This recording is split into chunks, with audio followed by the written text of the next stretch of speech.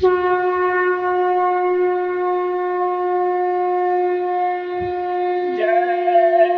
गुरुदेव, जय गुरुदेव। बचो और बचाओ, शाकाहार अपनाओ, जान बचाओ, देश बचाओ, देश के वीरों आगे आओ।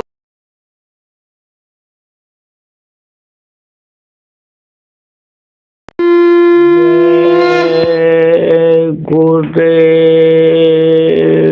मैं भी तो पतित अभागाऊं, युग युग का सोया जागाऊं। अब हुआ अवै सब सौंपवार, पतवार तुम्हारे हाथों में, गुरुदेव तुम्हारे हाथों में।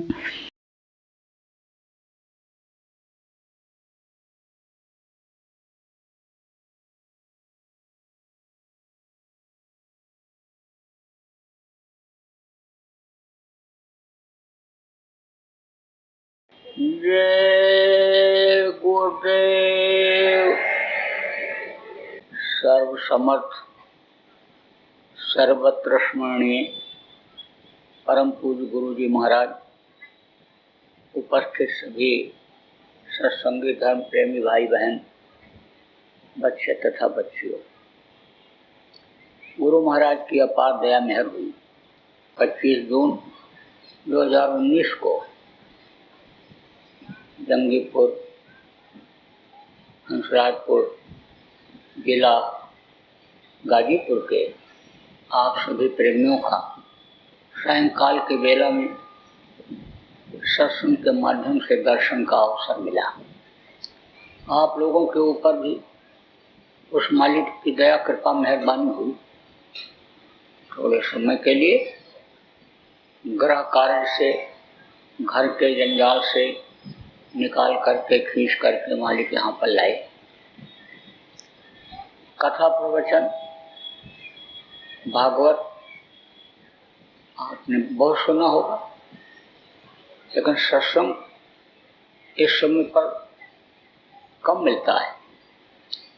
पहले के समय में बराबर सत्संग का कार्यक्रम जगह जगह आयोजित होता रहता था। सत्संग लोग सुनते थे, लोगों को सुनवाते थे। जब सत्संग मिलता था तब आज की तरह से तकलीफें नहीं थी। घर घर में बीमारी, घर घर में लड़ाई झगड़ा, वैमनस्य ईर्ष्या द्वेष यह नहीं था। रुपया पैसा बहुत कमाते हैं, लेकिन बरकत नहीं होती है। कहते कमाता बहुत हूँ, पता नहीं कहाँ चला जाता है। न समय पर जाड़ा हो रहा, न समय पर गर्मी हो रही, न समय पर बरसात हो रही। तो उसका कारण क्या है?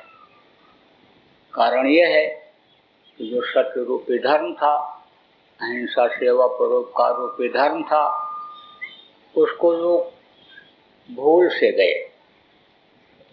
झूठे लेना झूठे देना, झूठे भोजन झूठ से बना हो गया। हिंसा हत्या बहुत होने लग गई। सेवा भाव लोगों के अंदर से खत्म हो गया। पहले ऐसा नहीं था। कोई किसी को जबान दे देता, पूरी जिंदगी निभाता था। आज की तरह से हिंसा हत्या नहीं थी, सेवा भाव बहुत था। कोई किसी के दरवाजे पर शाम को पहुंच जाए तो लोग भोजन खिलाते थे और रहने की जगह देते थे। खुश हो जाते थे कि मेहमान नहीं भगवान आ गए, बगैर बुलाए आ गए। आप समझो कि परोपकार की भावना लोगों में बहुत ज़्यादा थी। आज जैसा नहीं था कि खाने को नहीं मिलता है तो फैला ही देंगे, खाने नहीं देंगे, ये चीज़ नहीं थी। जब लोगों में सच्चाई ईमानदारी थी, जब लोगों की नीयत अच्छी थी, तो समय पर जाड़ा गर्मी बरसात होती थी, अन्न धन की कमी नहीं रहती थी। लोग थोड़ी देर भगवान का भजन करते थे, लेकिन वो उससे तो हो गए दूर, शरीर के लिए ही सब कुछ करने में लग गए। खाने का इंतजाम शरीर के लिए, कपड़े का इंतजाम शरीर के लिए, घर मकान बनाओ शरीर की रक्षा के लिए, बाल बच्चों को पाल पोस के बड़ा करो, पढ़ाओ लिखाओ कि 2 रोटी कमा करके लाएंगे खिलाएंगे शरीर को। लेकिन शरीर का कोई ठिकाना है? आदमी सुबह घर से निकले, कोई गारंटी है कि 2 घंटे के बाद ठीक ठाक घर में वापस आ जाएगा? और देखो खाने के बाद किसी को पता चलता है क्या खाए थे, और सोने के बाद पता रहता है कहाँ सोए हैं। चाहे बढ़िया से बढ़िया खुशबूदार खाना कोई खा ले और चाहे सूखी रोटी खाए, लेकिन सुबह जब जाएगा मल त्यागनी तो एक ही जैसा बदबूदार दोनों का निकलेगा। अब आप देखो कि चाहे कोई मोटे गद्दा पर सो जाए और चाहे चटाई पर जमीन में सो जाए, उठेगा तो तरोताजा ही महसूस करेगा, लेकिन बस खाने पीने और मौज मस्ती में ही समय को निकाल दे रहे। इस मनुष्य शरीर की कीमत को नहीं समझ रहे। यह देव दुर्लभ शरीर है, देवता इसके लिए 24 घंटे तरसते रहते हैं। नर समान ने कौनो देही, जीव चराचर जाचते ही। जितने भी चराचर के जीव सब इस मनुष्य शरीर के लिए प्रार्थना करते रहते हैं। थोड़े समय के लिए भी अगर हमको मनुष्य शरीर मिल जाता तो हम अपना काम बना लेते। अब अपना काम क्या है और पराया काम क्या है? इस वक्त पर इंसान जो करने में लगा हुआ वो है पराया काम। घर मकान बनाते कहते मेरा घर बन रहा है, दुकान मेरी है, गाड़ी घोड़ा मेरा है, रुपया पैसा बैंक का बैलेंस मेरा है, और आंख बंद हो गई तो किसका हो गया? आप देखो बहुत से लोग रुपया पैसा यहाँ से ले गए विदेशों में रख दिया, आंख बंद हो गई, बताया भी नहीं किसी को, और आंख बंद हो गई। अब वो किसका हो गया? उसी देश का हो गया।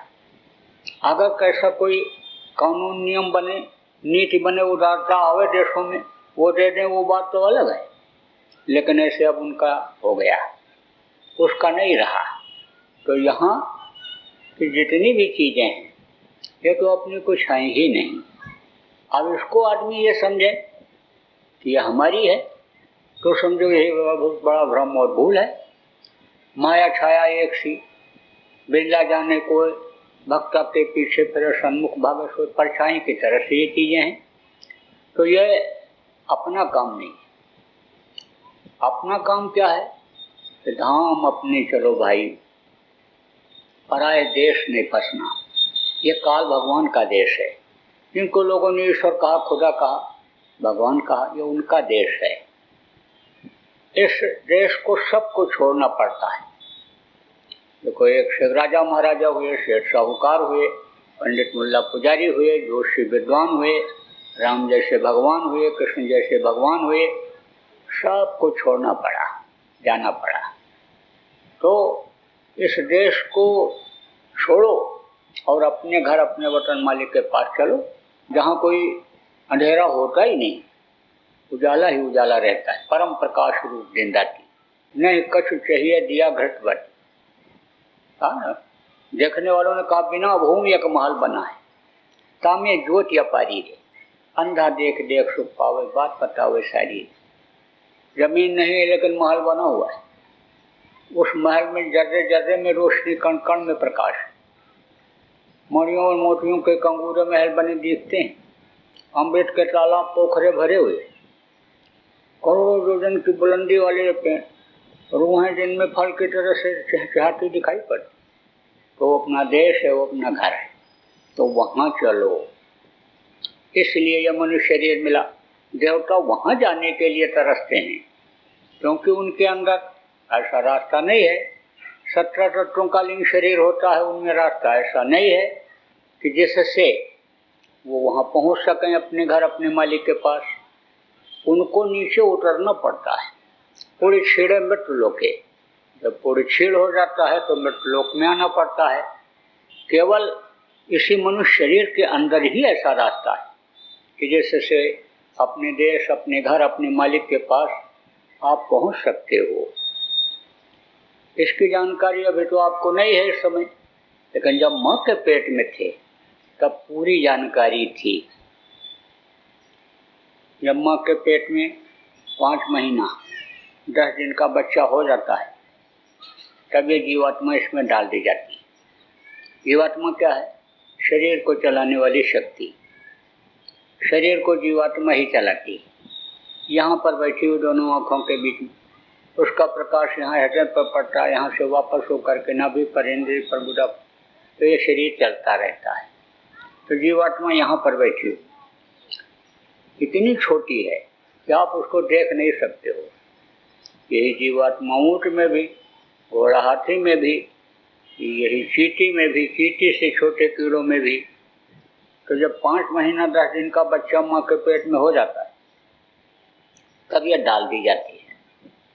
उस समय से उस मालिक का दर्शन बराबर होता रहता है।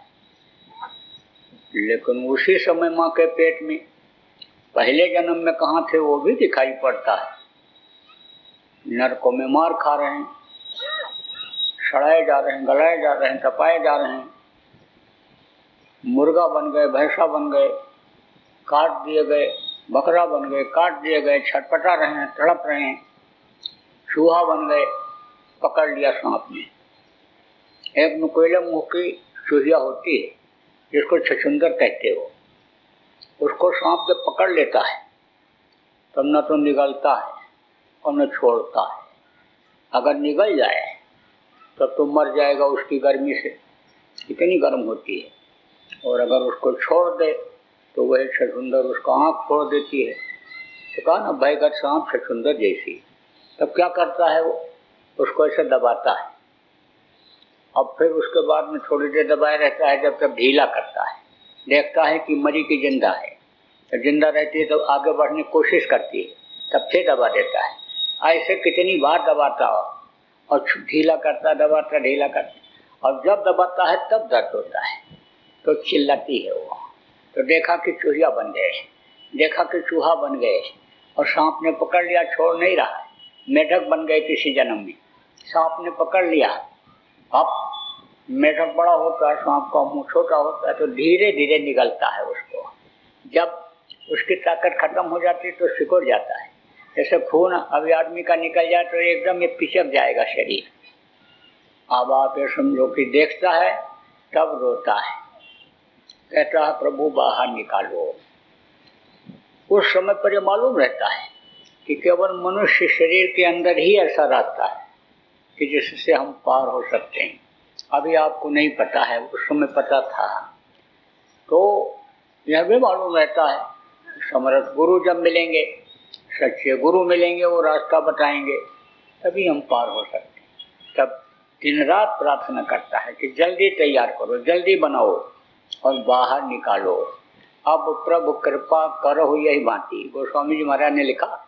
और सब अच्छा जी भजन करो दिन राती, तो दया हो जाती है। 9 महीने के बाद जब बाहर निकलते हैं तब बच्चा देखो रोता है, कहाँ पहुँच गए।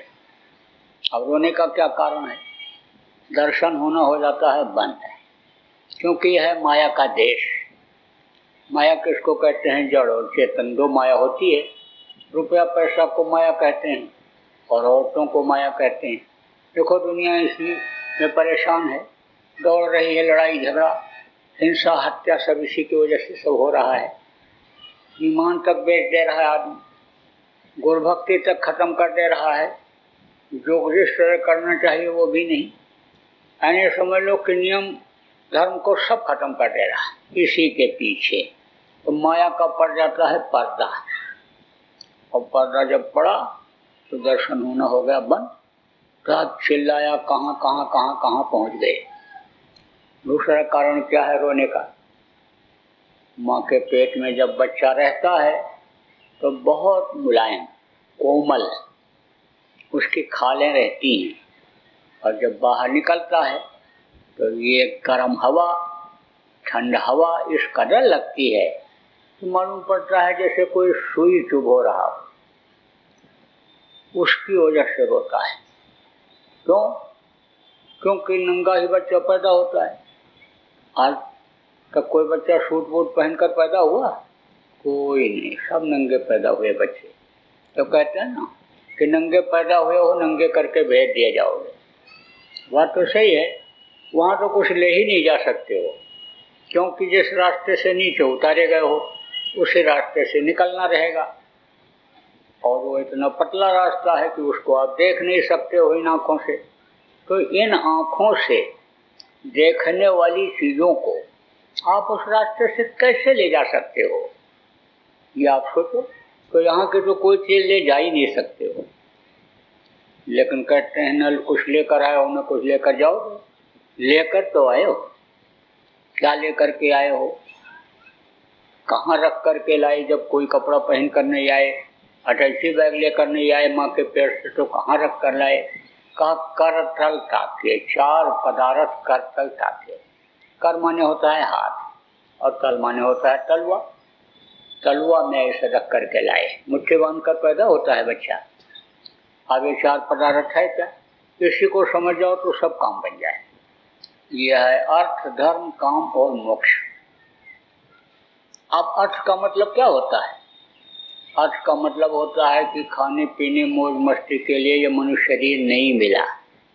यह तन कर फल विषय न भाई और स्वर्गो स्वल्प अंत दुखदाई। अगर खाने पीने मौज मस्ती में ही समय को निकाल दिया तो आखिर में बड़ी तकलीफ होती है। मरने वाले को देखो, छटपट छटपट करता है। सब लोग ऐसे खड़े रहते देखते रहते हैं, किसी का कोई जोर नहीं चलता है। जो अपने शरीर के लिए ही सब कुछ करते रहते हैं, इसी के लिए झूठ फरेब चोरी चकारी बेईमानी यही इसी के लिए करते रहते हैं। उनकी जीवात्मा को यमराज के दूर मार मार करके कूट करके निकालते हैं आखिरी वक्त पर। तो डॉक्टर भी फेल, कहता 2 इंजेक्शन नींद का लगा दिया, न नींद आ रही न दर्द खत्म हो रहा है। अब क्या करूँ, वो भी फेल हो जाता है। तो ये शरीर कहीं धड़ाम से गिर जाता है। इसको फिर क्या लोग कहने लगते हैं? मिट्टी। इतने आदमी आप यहाँ बैठे हो, अभी किसी के शरीर के ऊपर हाथ रख करके कहो ये तुम्हारा मिट्टी है, तो कहेगा नालायक कहीं के, मिट्टी बता रहा है। बताओ, हीरा जैसी काया को मिट्टी बता रहा है? मोतिया बिंद हो गया आँख में, दिखाई नहीं पड़ता है। लेकिन मरने के बाद किसी का भी शरीर हो, सबके शरीर को लोग मिट्टी ही कहते हैं और कहते जल्दी करो ले जाओ, जलाओ नहीं मिट्टी खराब हो जाएगी। फिर इसको तो मिट्टी कह करके जला देते हैं, गाड़ देते हैं, मिट्टी के खिलौने को मिट्टी में मिला देते हैं। जीवात्मा का क्या हाल होता है? इसको पिशाच के शरीर में बंद करते हैं। पिशाच का शरीर मनुष्य शरीर जैसा ही होता है, उसमें बंद करके 86,000 योजन ऊपर में यमपुरी, वहाँ ले जाते हैं। बहुत सुंदर देखने में, वो 1000 योजन की तो उसकी सोने की दीवार है, बाउंड्री है, और पूरब में दरवाजा बहुत सुंदर, रंग बिरंगी पटाखाएं फैलती रहती हैं, अप्सराओं गंधर्वों के नाच वहाँ होते रहते हैं। देव आत्माएं उधर से जाती। जो उत्तर दरवाजा है, उत्तर दरवाजे पर अनहद वेदवाणी होती रहती, ऋषि मुनियों का जमावड़ा वहाँ रहता है। उधर से उनका पदार्पण होता है, जाना होता है जब जाना चाहते हैं तब। और एक दरवाजा होता है दक्षिण तरफ, वहाँ पर भूत प्रेत जिन पिशाच अन्य उनका डेरा रहता है। पहुँचते ही देखते ही अन्य समझ लो डर जाता है, न हमला करें तो भी अन्य समझ लो खून सूख जाता है उनको देखते ही। अब उसके अंदर का रास्ता कैसा है? कटे हुए पत्थर बिछे हुए, भाले लगे हुए, गर्म राख बरसती रहती है, तमाम खंदक तमाम गड्ढे रास्ते में पड़ते हैं। आप समझो जिन जानवरों को इस समय पर लोग मार करके खा जाते हैं, वो भी बदला लेने के लिए वहाँ मौजूद रहते हैं। दांत से नोच लेते हैं, पंजा मार देते हैं, तो खून से लथपथ हो जाता है जीव। और फिर यमराज के दूर ले जा करके यमराज के सामने पेश करते हैं। उसके पास पूरा जीवन का लेखा जोखा होता है।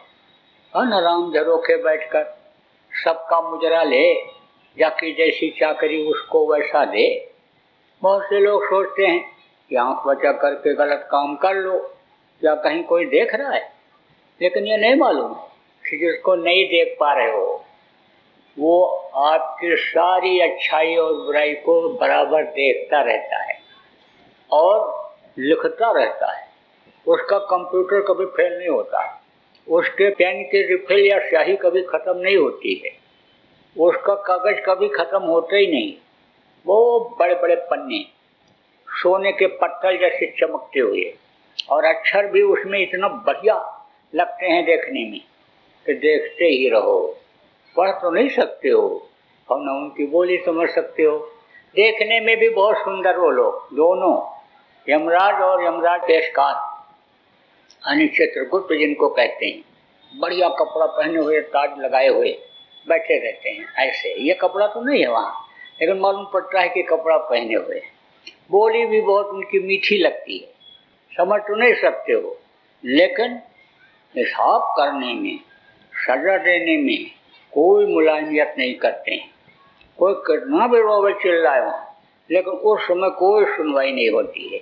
कभी कभी फटकार भी लगा देते हैं कि तुमने सुना नहीं, मनुष्य शरीर को समझा नहीं किस लिए मिला था, तुम तो खाने पीने मौज मस्ती में समय को निकाल दिया, सत्संग में नहीं गए, सत्संग की बातों को तुमने नहीं सुना, बातों को सुना तो अमल नहीं किया, नामदान भी लिया तो भजन नहीं किया, माफी मांगने का वक्त था तो तुमने जाकर के माफी नहीं मांगा किसी से, अपने धन के घमंड में, बल के घमंड में, मान प्रतिष्ठा पौरुष के घमंड में रह गए, तो सजा भोगनी पड़ेगी। और तुरंत बोल देता है ले जाओ इनको सजा देना शुरू कर दो, और जैसे हुक्म हुआ तैसे मारते हैं इसे।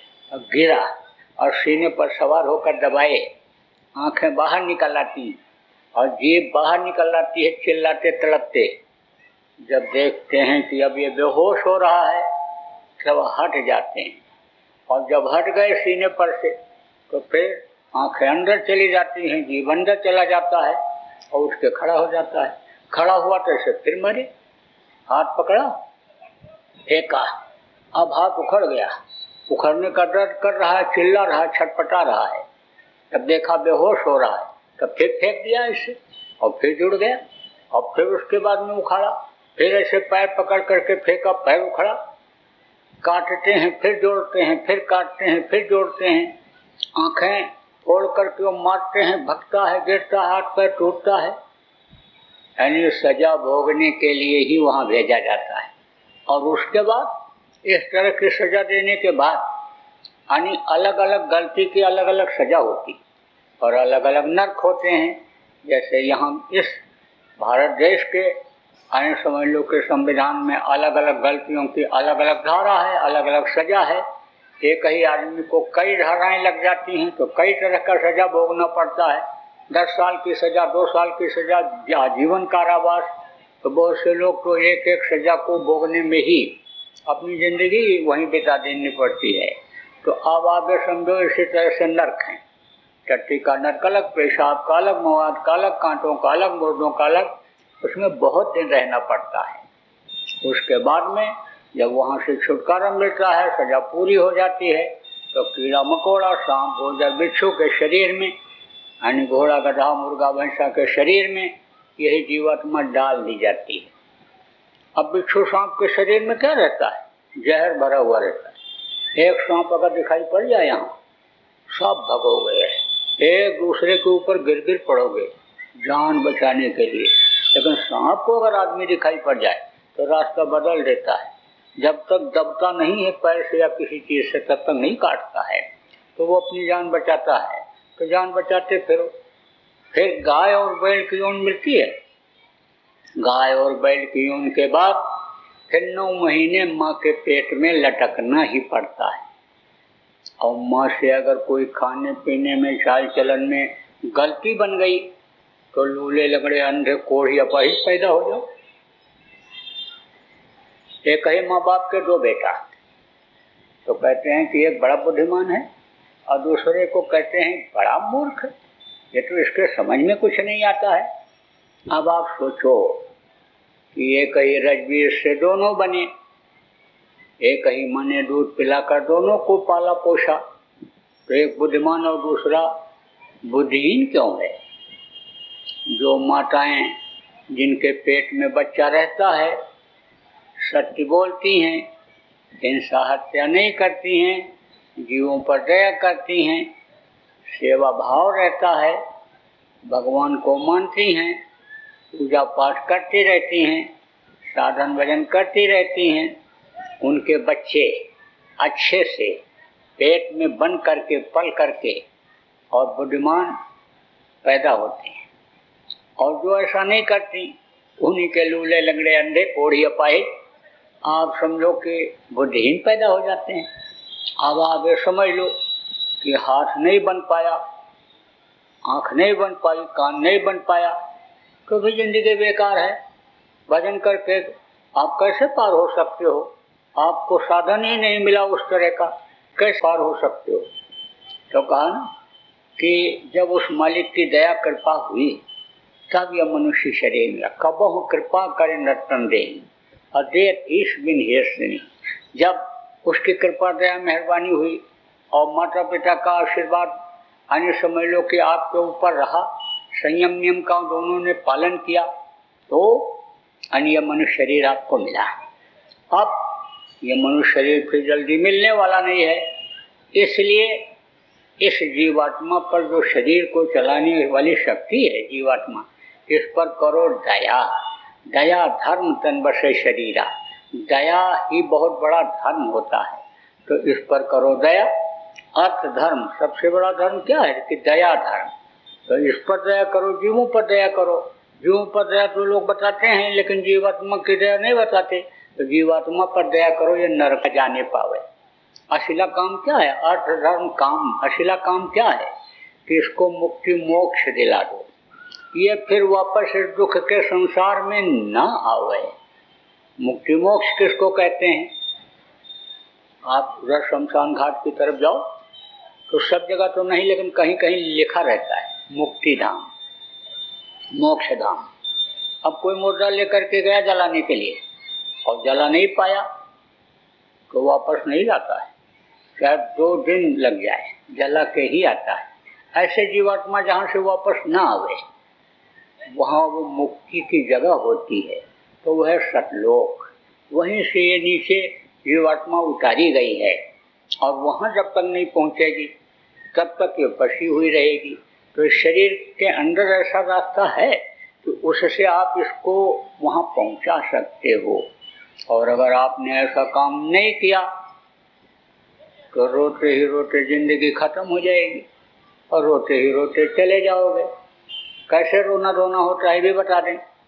पैदा हुए तब रोए, दूध नहीं मिला तब रोए, स्कूल जाने को हुआ तब रोए, लड़कों में झगड़ा हुआ तब रोए, पढ़ नहीं पाए फेल हो गए तब रोए, पास हो गए नौकरी नहीं मिली तो रोए, नौकरी मिल गई और वहाँ नहीं निभ पाया, अधिकारियों को नहीं खुश कर पाए, काम ठीक से नहीं किए, निकाले गए तो रोए, शादी नहीं हुई तो रोए, और शादी हो गई तो रो रहे हैं। जिनके बच्चे नहीं हैं, बच्चों के लिए देखो बलि तक चढ़ा देते हैं लोग, जानवरों को काट करके और मूर्तियों के सामने चढ़ा देते हैं कि लड़का पैदा हो जाए। कितना बड़ा पाप कर डालते हैं। जिस जीव को बना नहीं सकते हो, मारने का अधिकार आपको कहाँ से आ गया? और जिनको आप देवता मानते हो, वो तो अन्य समय लोग के जीव को लेते नहीं हैं। देवता का मतलब क्या होता है? देवता का मतलब होता है देवता, देने वाला, लेने वाला नहीं। जीव के बदले जीव नहीं लेते। और वैसे वो बनाए हुए किसके होते हैं? आदमी के। मूर्तियों को कौन बनाता है? आदमी तो बनाता है। जिसने भगवान को देखा भी नहीं, उसी ने मूर्ति बना दिया, स्थापित कर दिया और मान्यता दे दिया ये देवता हैं। चलो मान लिया कि मानो तो देव नहीं तो पत्थर, लेकिन उनके सामने बलि तो न चढ़ाओ, बहुत बड़ा पाप है। बलि कभी भी आप मत चढ़ाना। अगर आप कोई चढ़ाते हो इसमें से तो जिसके बच्चे नहीं होते बलि भी चढ़ा देता है। अब जिसके 4 बच्चे हैं, और दादाजी आप बड़े भाग्यशाली हो, आपके 4 बच्चे, 4 बहुएं, खूब सेवा करते होंगे। तब बुद्धा कहता है जब मर जाते तो ठीक था, ये जीने नहीं दे रहे, जान के लाले पड़ रहे। अब बैठ जाओ उसके पास, धीरे धीरे पूछो तो सब बता देगा। कहो काका, आपने तो बहुत मेहनत की अपने बच्चों को पढ़ाने लिखाने में, आप तकलीफ सहे लेकिन बच्चों को तकलीफ नहीं होने दिए, और बच्चे पढ़ लिख भी ले गए और पढ़ी लिखी बहू भी ले आए और कमा धमा भी रहे हैं, तो आप ऐसा क्यों कहते हो? क्या आपकी बहू बनाती खिलाती नहीं ठीक से बढ़िया से आपको? क्या बच्चे रुपया पैसा कमा कर नहीं लाते देते? क्या बच्चे आपकी सेवा नहीं करते हैं, हाथ पैर नहीं दबाते हैं? तब बुढ़ा कहता है, क्या बनाती क्या खिलाती है बहू, वो तो बनाती जाती है खाती जाती है उसी हाथ से। काका ऐसा क्यों करती है? पूछा तो कहती टेस्ट करके बनाती है। तो काका टेस्ट करके क्यों बनाती है? अरे उसकी माँ ने रोटी बनाना सिखाया ही नहीं, बस पढ़ाती रही पढ़ाती रही पढ़ाती रही। अरे रोटी बनाना, चौका लगाना, बर्तन धोना, कपड़ा धोना, ये तो बुनियादी काम है, इसको सिखाना चाहिए। अच्छा तो काका ये बताओ सही सही बात कि बच्चे आपको रुपया पैसा कमा कर लाकर देते नहीं हैं? क्या लाते हैं क्या देते हैं उनका तो कुछ समझ में नहीं आता। क्या खाते हैं क्या पहनते हैं उनका तो कुछ समझ में नहीं आ रहा।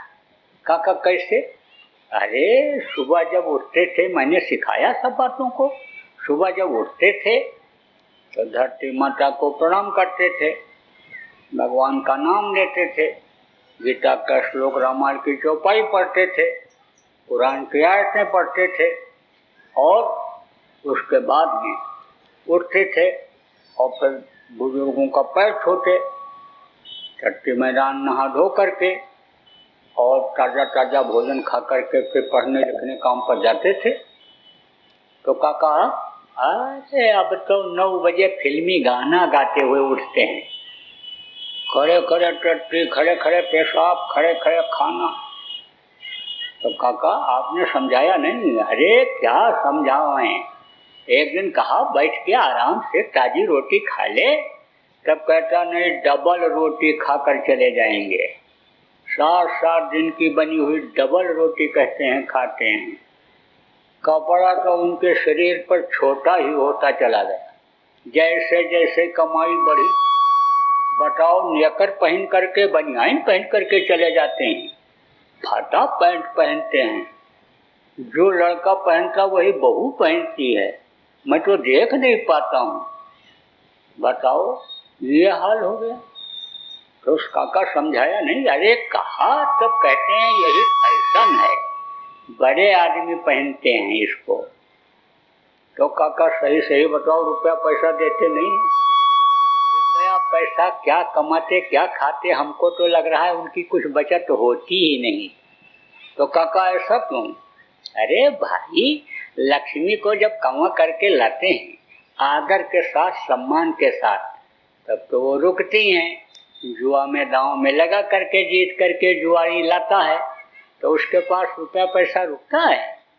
ये तो बस ऐसे ही इधर से यहाँ से मिल जाए वहाँ से मिल जाए, उधर बूंद उठा पटकी करके लाते हैं, तो इनको बचता ही नहीं। जय गुरुदेव। बाबा उमाकांत जी महाराज अपने ही प्रेमियों के सहयोग से संस्था द्वारा जनहित का कार्य करते हैं। किसी भी व्यक्ति, संस्था व सरकार से कोई भी चंदा, चुटकी व अनुदान नहीं लेते और किसी भी तरह का व्यापार भी नहीं करते। इसलिए आप श्रोताओं को बताया जा रहा है कि बाबा जी के नाम पर किसी भी प्रकार का धन मांगने वाले व व्यापार में प्रचार करने वाले लोगों से होशियार रहिएगा। आपसे यही कहना है कि सत्संग सुनो, समझो और अच्छा लगे तो मानो। आने वाली बीमारी तकलीफों से बचने के लिए कुदरत व सरकारी नियम का पालन करो। आपके सुझाव के लिए व्हाट्सएप नंबर 9575600700। जय गुरुदेव, जय गुरुदेव।